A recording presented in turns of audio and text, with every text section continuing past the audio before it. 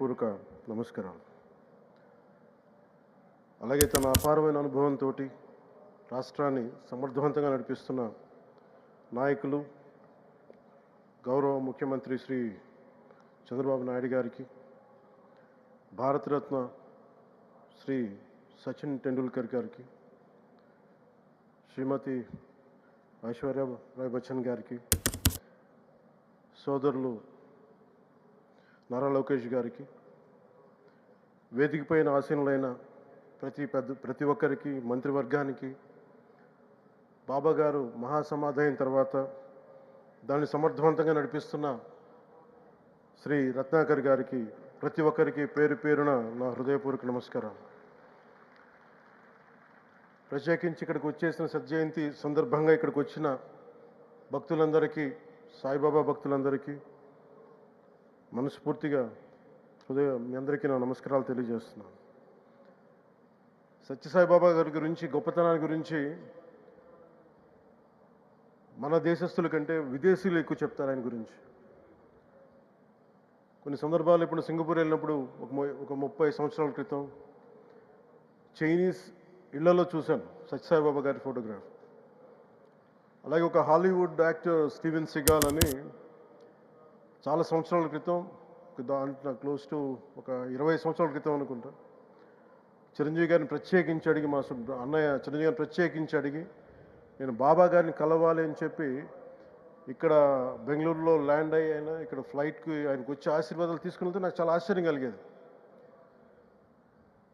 ఒకరి గొప్పతనం, ఒకరి తేజస్సు ఎలా తెలుస్తుందంటే ఎలా వెళ్ళి దీని గురించి నేను అనుకుంటా ఉండేవాడిని.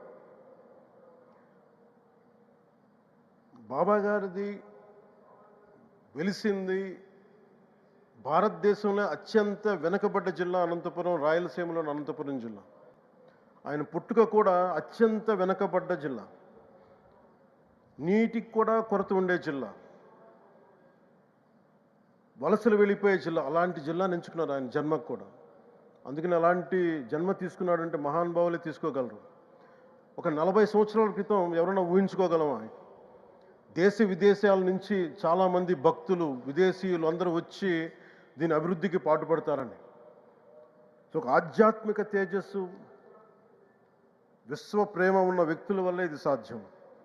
అలాంటి వ్యక్తుల కోసం ప్రత్యేకించి గౌరవ ప్రధానమంత్రి నరేంద్ర మోదీ గారికి ఇష్టమైనది ప్రజలందరికీ కనీసం ఒక 50 లీటర్ల నీళ్ళు ఇవ్వాలి, అది రక్షిత మంచినీరు ఇవ్వాలి. అలాంటి పథకం, ఒక 50 లీటర్ల నీళ్ళు కనీసం ఇవ్వాలి అనేది ఒక వ్యక్తికి ఆ సంకల్పం నరేంద్ర మోదీ గారు దీన్ని ముందుకు తీసుకొచ్చారు. ఒక ప్రభుత్వ పరంగా దీన్ని ప్రధానమంత్రి గారు తీసుకొస్తే, ఒక ఆధ్యాత్మిక గురువుగా ఏ ప్రభుత్వం ఆలోచించినప్పుడు, ప్రభుత్వాలే దీని గురించి సగటు వ్యక్తికి నీరు ఎలా అందించాలనుకున్నప్పుడు దాన్ని ఆలోచించింది సత్యసాయిబాబా గారు ఆలోచించారు. అప్పుడు ముఖ్యమంత్రిగా చంద్రబాబు గారు ఉన్నప్పుడు వారికి ఒకటే చెప్పారండి, నేను ప్రజలకి దాహం తీర్చాలనుకుంటున్నాను.